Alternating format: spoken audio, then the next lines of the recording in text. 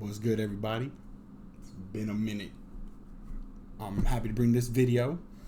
It's been a long time coming. As you can see by the title and thumbnail, it's my favorite deck in the whole world. And I wanted to share this with you. A lot of people have been asking me about how I'm looking at it, how I'm playing in it. So I'm here to bring my rough draft of my idea of how I would play the build. I have been practicing here and there a little bit. Be warned, there is 3 proxies in this deck. It's in the side deck. I do own the cards. It's just they don't come in until Wednesday. But I wanted to get this out as fast as I could. I haven't seen many videos out. I've seen a couple deck lists here and there on the Yu-Gi-Oh group. So I definitely wanted to share mine.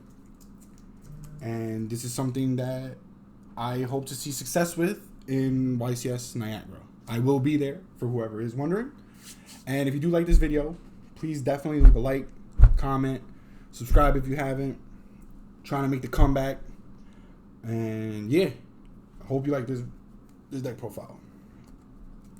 So, starting with the monsters, we'll have 1 Megalo. You know, you have to. This is one of my few foreign cards in my deck. Unfortunately, I don't play foreign, but this one was with me since the beginning of this Mermail journey, however you want to look at it. It's the best. Moving into the new cards, we have 2 Shrine. I don't think 3 is necessary because 1, it is searchable, and you don't really need that many. I don't want to open it. I'd rather search it than open it. So 2 is fine for now. 3 has a possibility, but as of right now, it seems fine at that. Here's another one that a lot of people question. I do play 2 Tejas. I don't know if I want to play the 3rd. I think this is obviously the best one. I just don't think I need to play the 3rd yet. It hasn't come up where I was like, damn, if I had the 3rd one, it'd be different. One line that I do want to try is Oshia. If I do play the 3rd, if I play Oshia, I will be playing the 3rd Tejas. But as of right now, 2 has been working perfectly fine with me. I think this is a 42 card deck. I'm not 100% sure. I do play Triple Pike. You'll see why soon enough. I think 3 Pike is pretty good either way. Because you could do summon this, get this, and then you'll see the other card. Another new card, which makes this deck busted, is Shadow Guards, Bodyguards, whatever. This card's crazy. You definitely need 3. I don't think you can play less than this. You have to play 3. This card is just crazy. This card is nuts. Konami knew what they were doing when printing this card. You know what I'm saying? I play 1 Gundy for now. I don't think I need the 2nd one. Again, it's another searchable card between from Tejas, Pike. You don't really need it. You play the man himself, Prince. You definitely need Prince. It's Prince. You need to. You know what I mean? 1 Infantry. Infantry is another card that I've been going back and forth in thought process whether I want to play a 2nd one or just keeping it at 1. And so far testing, it hasn't come up where I needed a 2nd one. But there has been very rare times where a 2nd one would be like, oh, that would have been nice. So other than that, don't really need it. I think it's fine the way it is. For the next, the most beautiful cards of this deck, 3 Dragoons. This card's crazy. You know, 2 Dragoons, Pike Dragoons. It's nuts. It's nuts. It's nuts. It's nuts. It's nuts. I don't want to hear nothing. Some little spice that I'm trying is I'm playing General. I could show you, I guess, a mini combo at the end of how I bring it out, I guess. This card. So this card with Shrine, this card becomes really relevant because of Shrine. Because when you summon Prince, dump this, get Pike, Dragoon, basic combo, blah, blah, blah. You could Shrine, tribute this, summon Dragoon, summon this, and you make Bahamut Shark into Toad. So you have the negate, and you can do this by summoning the other 2, and then just full combo from there. I play the 1 Minstrel because it's searchable. This is a card I really want to up it. I just don't have the room. I don't think I want to go to 44 cards or 46 or anything above that. I think 42, 43 is where I want to be at. Diva. I play the 1 Diva. This card is good. It is a starter. It's full combo, 100%. Just playing this, your 6th summon is totally awesome. So it's hit or miss. Depending on how Nib is looking, you go from there. Obviously, you play the Molin. I play double title. Just because title discarding any other water, dumping the bodyguards is you get Prince and so on. You keep it going from there. The combo line becomes a little bit different, but the end board is decent enough to where it could potentially win depending on your hand and depending on how your opponent interacts with you. I do play in the main deck Molcharmy, only for the fact that it's one, it's a water, two, it's an aqua where I can summon to make Bahamut Shark. Well, I mean, it's water. You know, you can discard it if you draw it. If you're going first, you can discard it for Teus, Pike, so on and so forth, Megalo, whatever the case may be. And if you go second, not that bad. The only hand trap I'm playing now is Ash. It's just Ash, you know, it's Ash. You know, can't really go universal. New equip card, Triania, whatever the hell, I don't know how to pronounce this. It's a Monster Reborn for an Atlantean or a Mermail card. This card's crazy. This card is just nuts. Mikazuchi, because you want to play the Spell Negate, the one card that can negate Super Poly.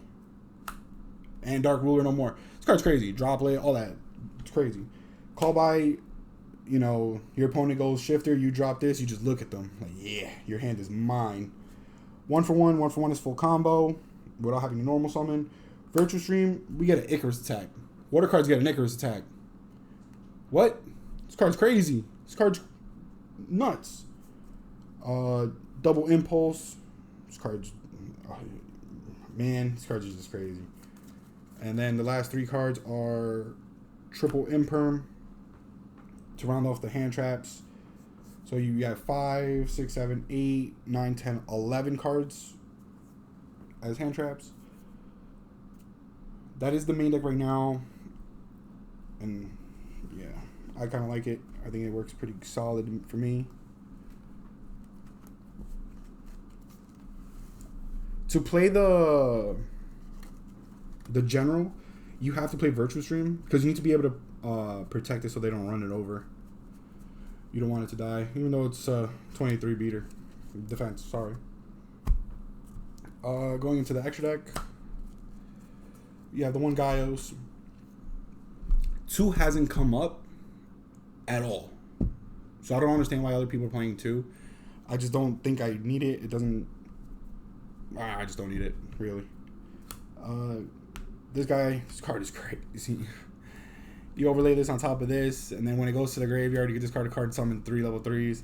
It's crazy. So this card, double Bahamut Shark. Nothing to say there. You know what it does. The one Toad. The Virtue Dragon. This card gets you the Icarus. You could search Icarus attack. That's crazy. And in the combo, so when you do this, when you overlay the Gaios into this, and then you link this all for the Link 3, I'm about to show y'all.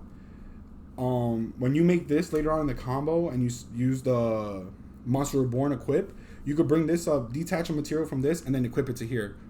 And you could equip Shadow Guards, and it's just, oh my god, this deck is just crazy. I love this deck. Love this deck. Love it. Love it. Love it. Love it. This is the new one, the King, literally Mermail King. Anything that it points to can be targeted. When you activate an effect for a water monster, you get an equip card from the grave or your deck, and either equip it or add it to your hand. What? Busted. Glacia, double Coral.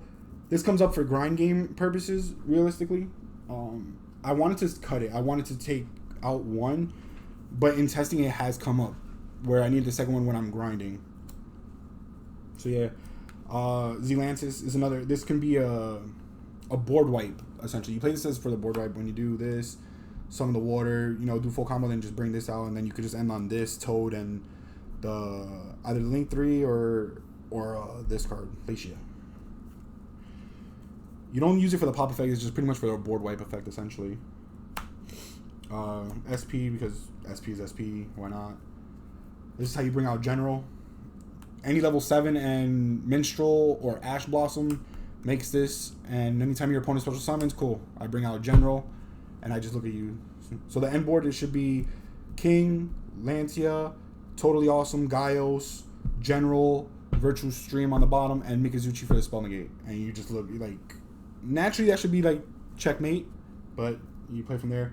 Trish, depending if you could play through their hand traps, if they activate like 1 or 2 hand traps that you could play around and still keep pushing, you could rip their whole hand and they just start with 1 card, and you just end like on totally awesome. So they're 1 card to your Toad and some other random stuff. And mind you, Toad is follow up when it goes to the grave. I add a water, so there's that. Prima Donna. This is for a Eyesight Barrier statue. So this card, it's crazy to be able. Again, this is another reason why you have to play the Icarus attack, because and this is common. Please don't judge me. This will be an ultra soon, I promise.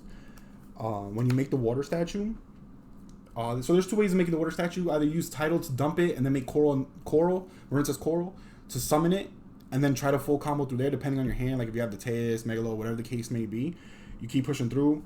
And as long as you have the Icarus attack, you're chilling, because they can only normal summon to try to kill it. You have the Toad and you have the Spell Negate to stop, to make sure you don't get like Regeki, Dark Ruler, blah blah blah. And once they summon enough, strong enough to get over it, you just Icarus attack and just pop it, and it's just game over from there. Because you can still play, because obviously you're summoning waters. That's it for the extra deck. Obviously 15. For the side deck, it's the 3 full rolls. Yeah, it's a Shining Angel. They're all Shining Angels, but I don't know what happened to the 3rd picture. Don't judge me. But yeah, this side deck is the biggest rough draft that I have so far. All I know that it's definite is this card right here. Well, the 1 water statue. This is only good if you're going first. Like if you're definitely going first, this is good because you can set this up. Because if you could play around, and let's say you waste their hand traps and you could just end on this and having another water with the Icarus attack, you should win most of the time. Unless they have like obviously more, you know. The Nib for, we play cross out, and Shifter for cross out target. Nib is a card that might come out because, again, I don't play a lot of divas. So me opening Prince, my 5th summon is Toad. I'm not really scared of Nib. You get me?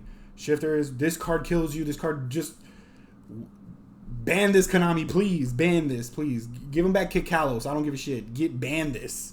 Ban this. 3 cross out designators because, you know, for obvious reasons.